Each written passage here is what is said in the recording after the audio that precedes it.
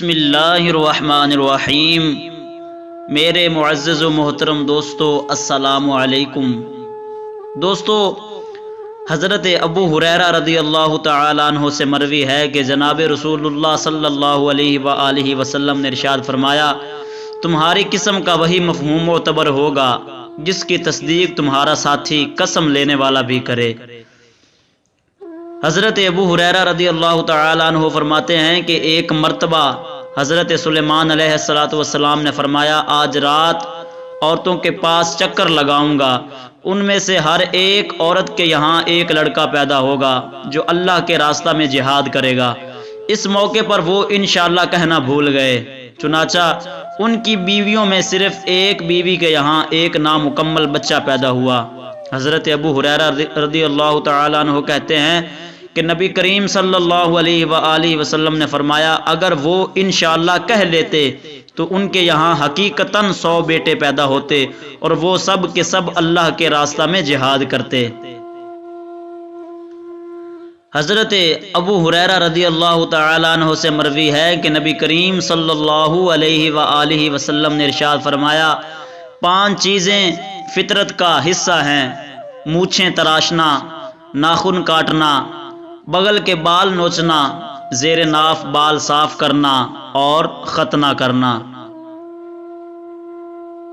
حضرت ابو ہریرہ رضی اللہ تعالیٰ عنہ سے مروی ہے کہ نبی کریم صلی اللہ علیہ وآلہ وسلم نے ارشاد فرمایا، اگر تم میں سے کسی کے برتن میں مکھی گر جائے تو وہ یاد رکھے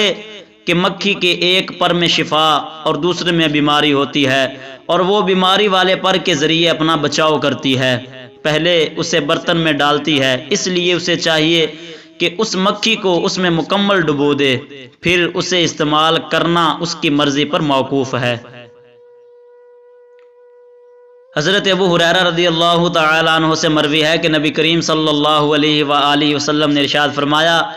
جب تم میں سے کوئی شخص کسی مجلس میں پہنچے تو اسے سلام کرنا چاہیے، اور جب کسی مجلس سے جانے کے لیے کھڑا ہونا چاہے تب بھی سلام کرنا چاہیے، اور پہلا موقع دوسرے موقع سے زیادہ حق نہیں رکھتا۔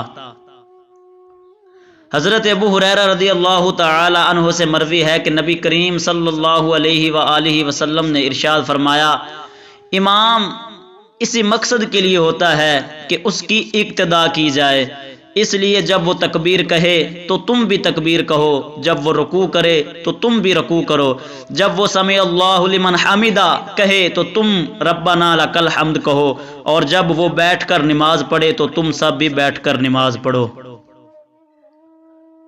حضرت ابو ہریرہ رضی اللہ تعالیٰ عنہ سے مروی ہے کہ نبی کریم صلی اللہ علیہ وآلہ وسلم نے ارشاد فرمایا،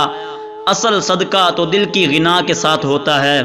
اوپر والا ہاتھ نیچے والے ہاتھ سے بہتر ہوتا ہے، اور تم صدقات و خیرات میں ان لوگوں سے ابتدا کرو جو تمہاری ذمہ داری میں آتے ہیں۔